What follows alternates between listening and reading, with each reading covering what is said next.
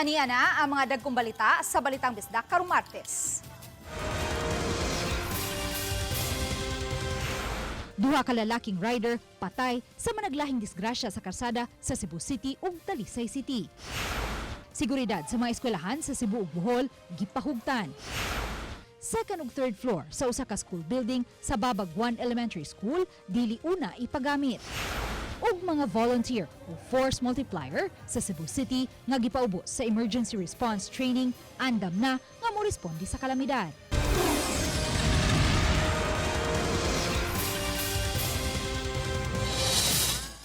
Maayong hapon, ako si Luan Merondina.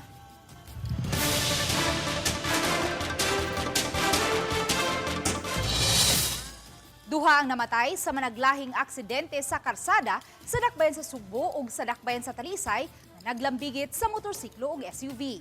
Ang live report ni Alan Domingo. Lan? Luan nagtubag kini ang dakbayan sa Talisay ug ang Cebu City. Diin na dunay nahitabo nga vehicular accident naglambigit sa motorsiklo ug SUV kagabi o kaganinang kadlawon. Nasablay na sa Center Island sa Cebu, South Coastal Road, habig sa Barangay San Roque, dakbayan sa Talisay kining usa ka lalaki kansang naong ang dili na mahitsura pasado alas 8 Lunes sa gabi. Samtang distansya siya ang nahimutangan, ang motor nga iyang gimaneho nga layo kaig naabtan. Daling nakaresponde ang mga personnel sa CCTUDA o kapulisan sa Talisay City o ambulansya. Tungod sa kakusog sa impact o sa grabing danyos nga nahiaguman sa driver sa motor, nagkabsan yun kini sa kinabuhi. Nasayran nga nasagi ay ang motor nga gimaneho sa lalaki ngadto sa usa ka SUV sa medyo kurba dahong dapit sa CSCR, hinungdan nga na-overshoot kini. Nailhan ang biktima, ang lalaki pinaagi sa iyahang ID, nga nag-edad og 47 anyos. Samtang ang driver sa SUV nag-edad og 22 anyos, taga-barangay Apas, Dakbayan sa Sugbo. Bisag di ko niya matapsingan ato, malahos man to siya dito, kay na-overshoot lang siya, kusog naman kayang dagan. Sa investigasyon, matod sa SUV driver nga nabantayan na niyang nasaghid ang iyang sakinan sa motor nga kusog kaayo nagpadagan. So nag-abot ni silang duha pagdaing kurbada unya tungod sa kakusog sa pagdagan nining maong motor, nalabay ni og mga 50 ngadto sa usa ka gatos ka metros ang gilayon. Base sa investigasyon sa CCTUDA, nagsubay sa parehong direksyon ang duha ka mga sakinan. Samtang giklaro sa CCTUDA nga wala makainom ang driver sa motor, gikan na matod pa kini sa iyang trabaho nga mopadung na untang mopauli. Matod sa Pangulo sa CCTUDA, Jonathan Tumulak, nga nagkasitol na ang pamilya sa driver sa motor o driver sa SUV hinungdan nga wa nay kasong mapasaka. Maintain lang ta sa ato ang gikusgon unya naata sa insaktong lane ug asa tang dapita dapat moagi. Samtang usa-usab ang patay sa nahitabong pagpanagbangga sa usa ka motor ug SUV sa may A. Soriano Avenue, Barangay Carita, siyudad sa Sugbo, alas 3:40 ganinang adlawon, Martes, Agosto 18. Nakalas ang usa ka 38 anyos nga taga-barangay Subang Dako, Mandawi City.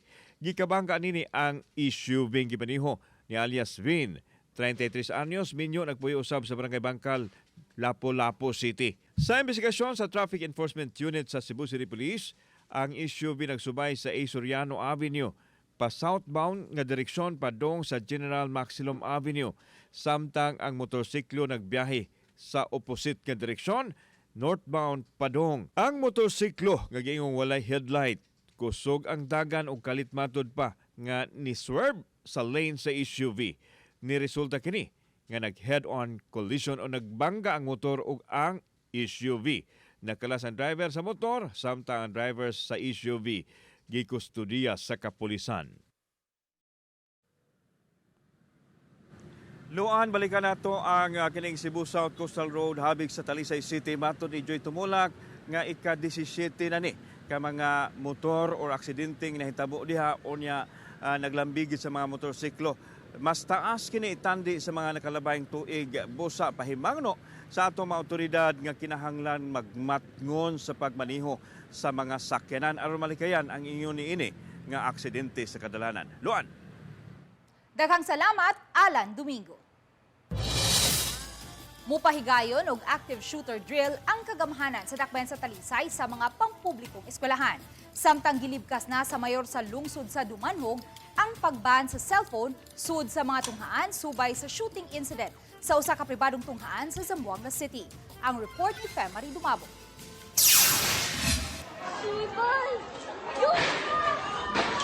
Human sa laing shooting incident nga nahitabo usod sa eskwelahan nga mikala sa mga kinabuhi sa usa ka pribadong eskwelahan sa Zamboanga City. Subay niini tingwa karon ni Talisay City Mayor Samsam Gulyas ang pagpahigayon og active shooter drill sa mga pampublikong high school sa syudad. Makig-alayon siya sa Talisay City DepEd Division, PNP, City Disaster o sa PTA. First of all, it's really a cause of concern. Cause for concern everything that's going on as far as kanang masakitan ko isip usa ka parent na mahadlok na noon tan paskwelahon natong mga tagsa ka mga anak. Especially with what happened in Tacloban and now in a private school in Mindanao. But with things that are happening now, I have to talk to the police. Someone told me about kung naay mga earthquake drill, naay mga mga fire drill and all other things. Naman sa mga active shooter drills that we can do. But it's something that I have to talk to the police. But we have to be prepared if ever. Hopefully di mahitabo, but we have to be prepared if that happens. Plano karon ni Konsehal Dani Caballero nga moduso og resolusyon aron ma-institutionalized ang active shooter drill og paghimo og standard mechanism niini. Hinuon nakapaygayon na ang Talisay City LGU og mga pamaagi aron masolusyonan ang mga suliran sa bullying sud sa mga tunghaan ug sa mga komunidad.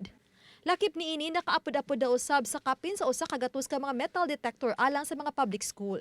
Gipainomduman karon ang mga security guard nga seryosohon ang pagsusi sa mga musud sa eskwelahan ug ang pagpatuman sa hugot nga seguridad. Samsam no iya ginang gipadayon ang kinibitong pagpahugot sa seguridad sa atong mga tinunan kay gani dili gyud sa gusto nga mahitabo ang nahitabo sa ubang lugar, mahitabo sa disatua bisan sa mga bisita ato ginang kuanon ato ginang i-check unya ato ginang for the safety lang sa di sa sila malain no kay ang ato ang seguridad magud sa mga tinunan. We trained all our security guards kaya ang city may nagbayad sa security guards sa tanang eskwelahan sa Talisay na public schools in Talisay. We trained them together with their disaster na mga heads in each school on how to use them. Especially kung asa mulinya ang mga bata, kaya taganan mulinya sila sa mga kadalanan. Sa laing bahin, plano karon ni Dumanhog Mayor Gungun Hika nga mopatawag og special meeting sa kadagkuan sa mga tunghaan. PTA kapulisan ug uban pa sa ilang lungsod karong Huwebes. Gipaybaw usab sa mayor nga libkason niya ang cellphone ban ug manduan ang mga pulis alang sa pagpaygayon og operasyon batok sa mga dilisensyadong armas. Tigumo usab sa mayor ang mga gun owner aron masiguro nga dili makuha sa ilang mga anak ang ilang mga armas isip kabahin sa pagpahugot sa seguridad sa mga tunghaan. Akong i-lift ang cellphone ban. Dahil ang purpose sa cellphone ban sa mga eskwelahan para ma-concentrate ang mga bata sa ilang pag-eskwela. Pero importante kayo ang communication tungod ani mga dili na yun nato malilong moral. Lisod na yun ang kaintang sa seguridad sa mga bata sa eskwelahan. Oban ni Cleofer Lumaya ug Rod Prado, Femari Dumabok. Balitang Bisdak. Gimanduan ni Cebu Governor Pam Baricuatro ug ni Police Colonel Abubakar Mangilin, Provincial Director sa Cebu Provincial Police Office, ang tanang Chief of Police nga magpahigayon og sub-sub nga inspeksyon ug pagpalig-on sa seguridad sa mga pampublikong ug pribadong eskwelahan sa probinsya. Subay kini sa nahitabong shooting incident sa usa ka junior high school sa Zamboanga City din duha ka mga estudyante ang nakalas. Gimando usab ni Police Colonel Mangilin ang pag-deploy og mga police officers sa mga eskwelahan aron malikayan ang shooting incident. Samtang sa silingang probinsya sa Bohol, gimanduan ni Governor Aris Umentado ang kapulisan nga mas pahugtan pa ang seguridad sa mga eskwelahan. Lakip sa iyang direktiba ngadto sa kapulisan ang pagpalapad sa ilang surveillance. Gawas ni ini gibando usab sa gobernador ang hugot nga koordinasyon sa kapulisan ug sa mga tagduma sa mga eskwelahan aron masiguro ang seguridad sa mga estudyante, magtutudlo ug school personnel. Gipaningkamutan sa lalawigan sa Negros Oriental nga hingpit nga makabangon ang mga mag-uuma sa katubhan ug ang mga namuhi ug mga baboy subay sa mihugpa nga red striped soft-scale insect sa katubhan ug sa African swine fever sa hog industry. Ang report ni Alan Domingo. Gitugan ni Governor Chaco Sagarbarya nga na-release na ngadto sa mga LGU ang counterparts sa lalawigan nga ayuda alang sa 8,400 ka hektaryang grabing napiktuhan sa red stripe soft-scale insect. Gibahig matod pa ang mga pesticides sa mga apektadong LGU.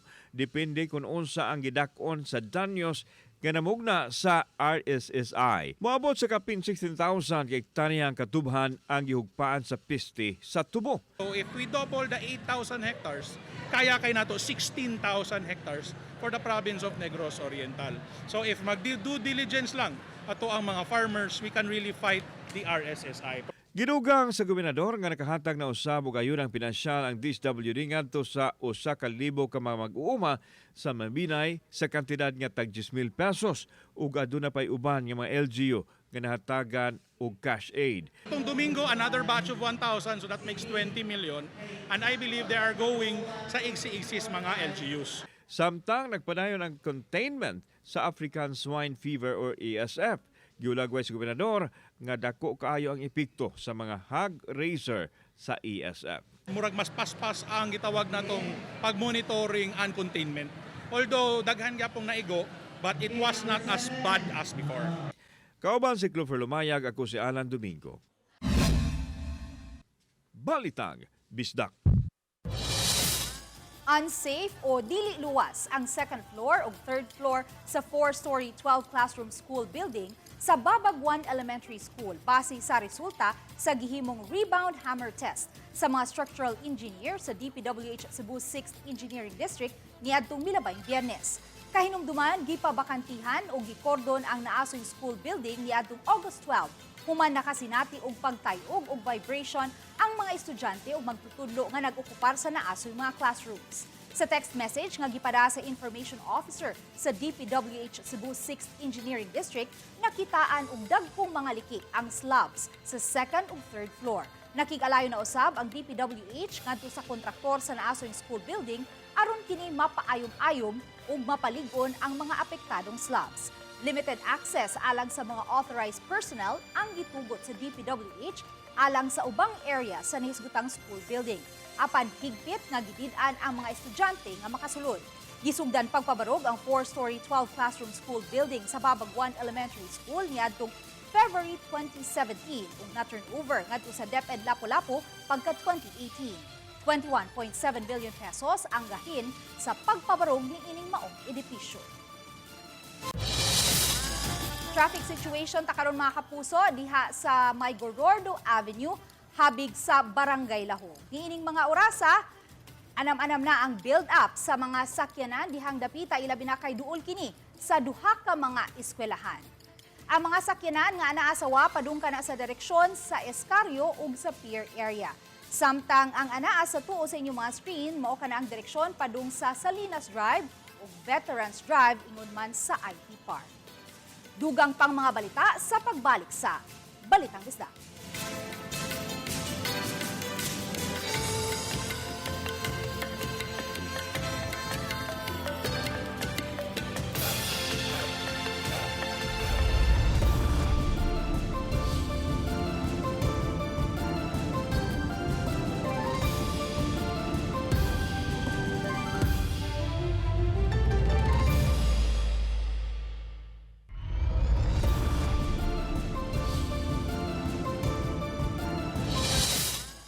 Taliwa sa bagong insidente sa school shooting, subling gihingusgan ang seguridad sa mga eskwelahan.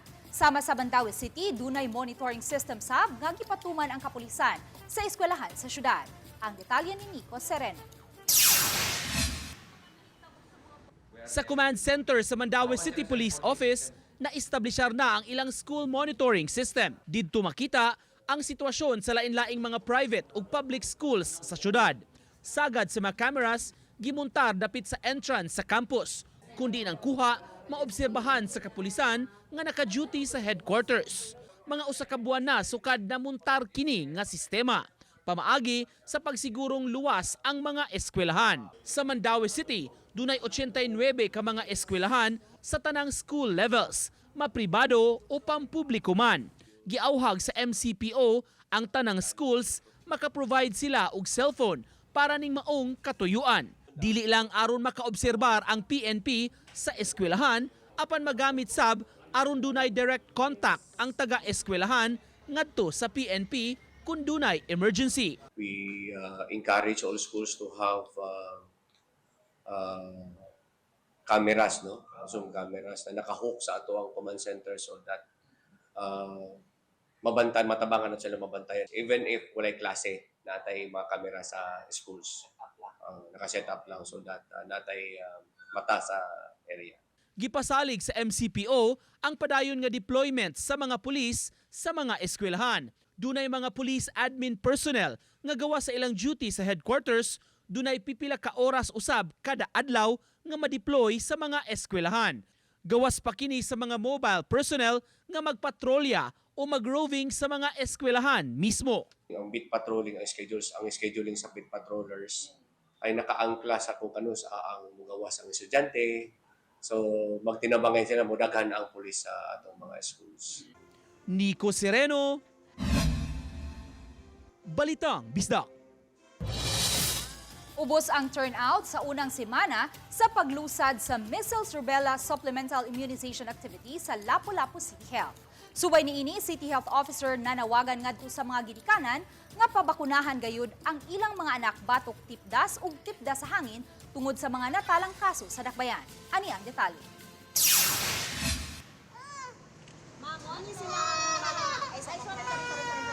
Sukad August 10, subsub ang gihimong Measles Rubella Supplemental Immunization sa mga kawani sa Lapu-Lapu City Health uban ang mga barangay health workers alang sa mga batang edad 6 months ngadto sa 4 years old. Apan gikadismaya sa City Health Officer sa Dakbayan ang kamenos sa mga ginikanan nga nagpabakuna sa ilang mga anak batok tipdas ug tipdas sa hangin. Mato ni Dr. Nelner Umos, City Health Officer sa Lapu-Lapu City, nga gikan August 10 hangtod September 4, target nilang mahatagan sa Measles Rubella Supplemental Vaccine ang 48,856 ka mga bata. Apan sa unang semana pa lang, o gikan sa August 10 hangtod August 15, anaalang sa 6,378 ang mga batang upunganon nga ilang nabakunahan sa Measles Rubella Supplemental Vaccine o 13% pa lang. We really hope unta to get at least 25%. So we barely meet lang yung half of that 25% because we really struggled. Sa record sa City Health, nakatala ang Dakbayan og 23 ka mga kaso sa measles o tipdas gikan Enero hangtod Agosto ring tuiga, itandi sa 17 ka mga kaso sa miaging tuig sa susamang mga buwan. Wala patay ko nga death certificate nga nakita nga namatay because of measles vaccine, but naana gyud tay daghang kaso nga naka-positibo of measles or death due to measles. Ang 38 anyos nga si Jocelyn Pasino nga taga Barangay Ibo, subling nagpabakuna sa iyang 2 anyos nga batang lalaki batok tipdas ug tipdas sa hangin. Mato ni Jocelyn, nahataga na ang iyang anak sa Measles Rubella Supplemental Vaccine sa miaging tuig, dihang nisaka ang mga kaso sa tipdas sa Dakbayan. Ug karon nga may mga natalang kaso na usab sa tipdas, subli na usab niya kining gipabakunahan. Paano po ka prevention na sad? Kaya salig ra po ko sa among health center. Kay sa tanan-tanan nga mga bakuna, kuha naman sa ko, kanang okay ra sa nako. Apan ubay-ubay sa mga ginikanan, dili buot nga mahatagan sa booster ang ilang mga anak.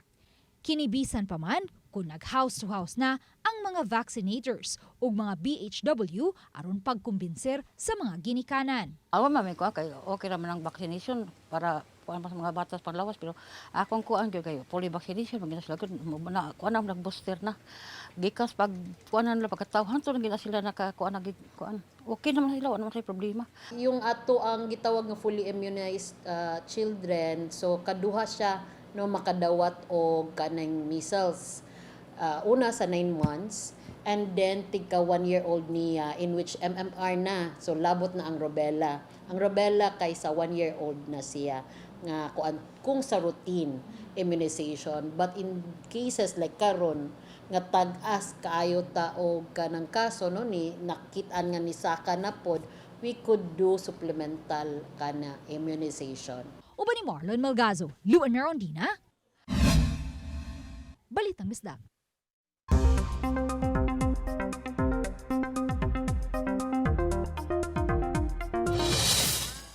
Hingpit na nga nahimong bagyo ang low pressure area nga gimonitor sa pag-asa nga anaa sa sulod sa Philippine Area of Responsibility o gitawag na kini og bagyong Neneng. Samtang taas usab ang tsansa nga mamahimong usa ka bagyo ang laing low pressure area nga anaa sa gawas sa Philippine Area of Responsibility. Nunot niining duha ka mga weather disturbance, mas gipakusog ini ang hanging habagat nga nihatod sa mga kusog nga pag-uwan sa Luzon ug Western Visayas. Apan dinhi sa Central ug Eastern Visayas, matud sa pag-asa, mga patak-patak lang nga mga pag-uwan ang masinati. Hinuon ni pasidaan ang pag-asa sa mga nagplanong mga ligo ug dagat nga dili mo kumpiyansa nunot sa kadagko sa bawd tungod sa kakusog sa pagpuros sa hangin. Within this week, nakita nato partly cloudy to cloudy with huros sa hanging habagat this week. And i-monitor pod nato kining kasarangan nga tura sa kusog na hanging habagat. Nakita nato magpasulabi sa Visayas, kasarangan o pagkabaloron pod ang atong kadagatan. Samtang usa-usab ka bagyo ang anaa karon sa gawas sa Philippine Area of Responsibility. Apan sa pagkakaron, wala pa kini direktang epekto sa nasod.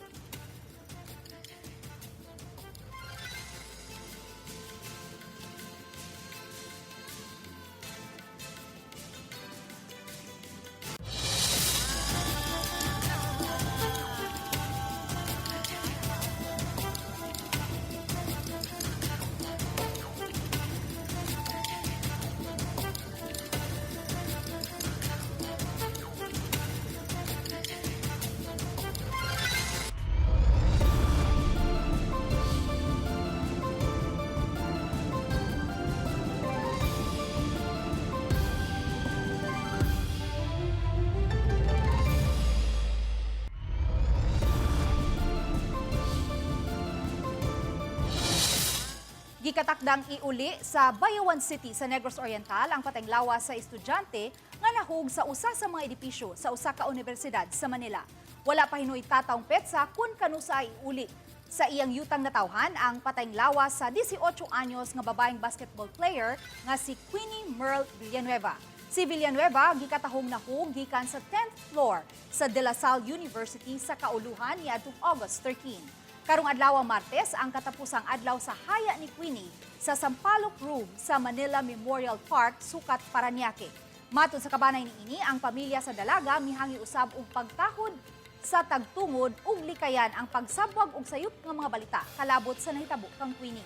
Sa official statement sa DLSU, gikonpermar sa universidad ang nahitabo kang Queenie. Nakig-alayo na sila sa pamilya ug napaubos na sa debriefing ug counseling ang ilang mga estudyante.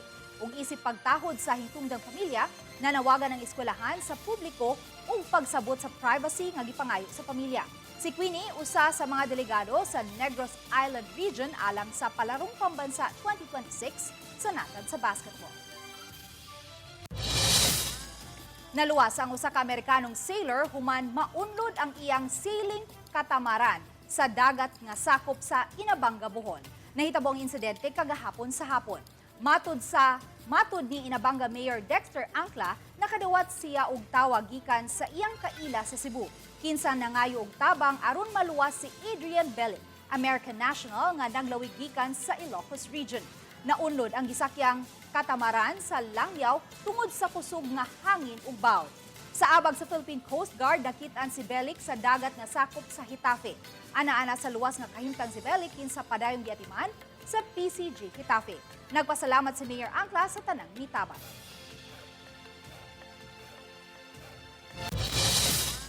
Lingaw overload. Kini ang reaksyon sa mga personal nga nakakita ingon man sa Indigay sa Muse atol sa opening sa usa ka basketball tournament sa Liloan, Southern Leyte.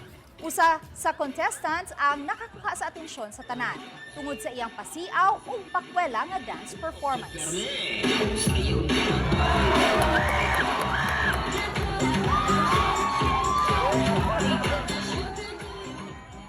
Kini nga video ni Tons Olaco Timbang nga gikuha niya tung July 25 niani na og kapin sa 5 billion views and counting. Base sa post nga game kaayo nga ni-perform si Jovahan Dagulpo kinsa napili nga Miss Hinunangan Southern Leyte. Among pahalipay kang Miss Dagulpo.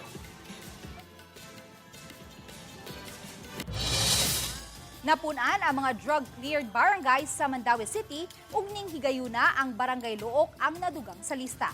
Aminado ang mga opisyalis sa Luok nga taud-taud na nilang gitrabaho ang status aron mapaubos sila sa maong deklarasyon. Unsa ang pasabot sa drug-cleared category? Kana nagpasabot nga na-account na ang tanang drug surrenderies ug nahimuan og intervention. Gikalipay ni City Councilor Kevin Cabahog ang pag-aprobar sa Regional Oversight Committee apan gipasabot niya lahi ang pasabot sa drug-cleared barangay sa pagtuo sa uban nga drug-free o wa nagyoy droga sa lugar. Giduso ang resolusyon nga nagpahalipay sa Barangay Luok isip drug-cleared barangay. During that time, ako yung kapitan. So, ako yung napuli, kapitan sa Luok. Mauna among gi-work out. So, ay magud maingon ang public na, sus, tinuod ang drug clear. Kadaghan pa din manuyupay, kadaghan pa din na maligya. No?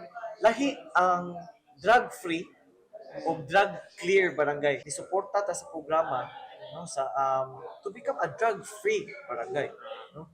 Puhon-puhon.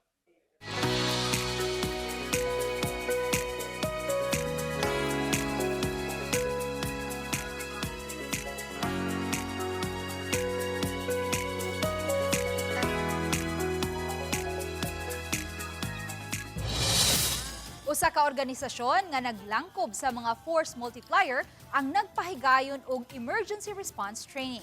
Ang report ni Orchids Lapingkaw.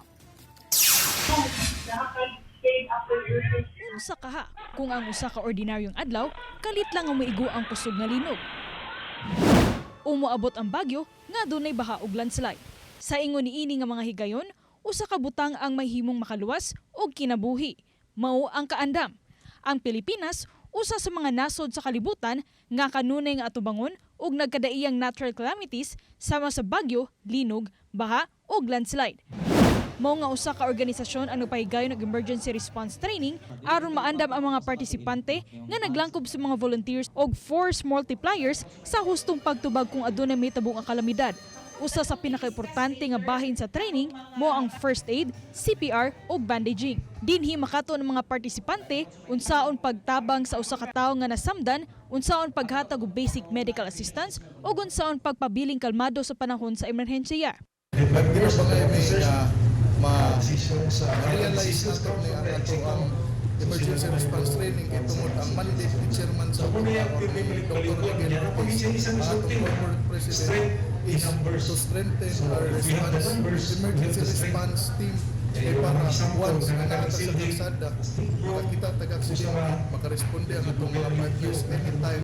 Nowadays, especially here sa Philippines and Cebu, we have lots of calamities and disasters now and then, this would be a very helpful na ma-train ang atong mga not only the active members but also we have our unsert youth na makabalo na mo handle og emergency response. Kaysa usa ka disaster situation, dili pirmi dayon makaabot ang mga emergency responders. Ug usahay ang unang tawo nga makatabang nimo mao ang tawo nga anaa sa imong tupad o baka imong kaugalingon. Mao kini ang rason nganong importante ang disaster preparedness. Dili nato mapugnan ang pag-abot sa kalamidad apan mahimo nato nga maandam ang atong kaugalingon. I suggest na we should be aware. Each of us, we should be aware how to handle different kinds of disasters. How to magpakabana ta, mangutana ta sa kung asa ta pwede nga maka-learn og mga nga basic nga mga trainings para ma-apply sa atong communities, sa atong family. Ako si Orchids Lapingkaw, Balitang Bisda. Hingpit nang gibuksan ang newly renovated nga Public Employment Service Office sa Lapu-Lapu City. Gitumong kini sa unang anibersaryo sa Peso Lapu-Lapu isip newly institutionalized and full-fledged department sa Lapu-Lapu City Government. Gihimo ang office blessing o ribbon cutting nga gitambungan sa mga city officials ug kadagpuan sa nagkariya mga private companies sa Lapu-Lapu City kagahapon. Sulod sa unom, kasunod-sunod nga tuig nga naila ang Peso Lapu-Lapu isip top-performing peso sa tibok rehiyon. Samtang karong tuiga na, gilaumang mabutangan ang 5 ka mga bakanting posisyon nga gibuksan sukad na ila nga usa ka department ang Peso Lapu-Lapu. Gilangkuban kini sa Labor Employment Officer 1, 2, and 3 ug 2 ka Admin A. Matod ni Kim Francisco, Peso Manager sa Lapu-Lapu City, na humana ang Personal Selection Board sa pagpili sa mga aplikante ug gipaabot na lang ang luwatang desisyon sa Office of the Mayor.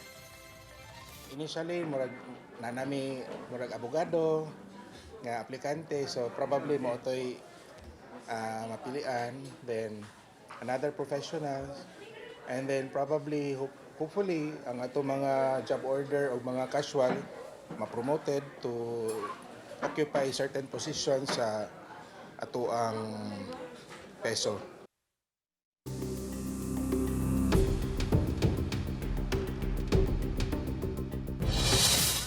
Gipaatubang sa impeachment trial ni Vice President Sara Duterte kagahapon ang unang hostile witness sa prosekusyon. Siya si Gina Acosta, ang kanhi Special Disbursing Officer sa Office of the Vice President sa mga panahon nga gikwestiyon ang paggamit sa OVP sa confidential funds. Sagol Bisaya ang tubag ni Acosta. Tungod niini, gihubad kini sa iningles o tinagalog. Tungod niini, gikwestiyon ni Senator Judge Erwin Tulfo ug mitawag niining pagpangilad. Matod niya, nakatubag man sa iningles ug tinagalog si Acosta dihang miatubang siya sa hearing sa Kongreso niadtong 2024. Sa pagtuyok sa impeachment trial, gipangutana na si Acosta kabahin sa pag-withdraw niini sa 125 million pesos in cash niadtong December 2022. Gihatag kuno niya ang salapi kang Colonel Raymond Lachica, ang kanhi head sa Vice President Security and Protection Group. Matod ni Acosta, gihatag niya ang pondo kang Lachica subay sa kamanduan ni Vice President Duterte. Subay sa joint circular sa Commission on Audit, Special Disbursing Officer ang angayang muduma sa pagpagawa sa confidential fund. Gipasabot sa prosecution team nga ingon man usab niini ang nahitabo sa confi funds sa OVP ni adtong 2023. Gitandi ni Acosta nga wala ang pangan ni Lachica sa liquidation documents nga giduso sa OVP sa COA. Kabahin kini sa iyang papel sa paggamit sa confidential funds. Ug mao kadto ang labing dakong nagunang balita sa Central ug Eastern Visayas. Daghang salamat mga kapuso. Ako si Luan Merondina. Kami ang GMA Regional TV Balitang Bisdak. Way gidapigan, way giprotektahan. Kaniadto pa hangtod karon, serbisyong tinud-anay. Maayong hapon mga kapuso.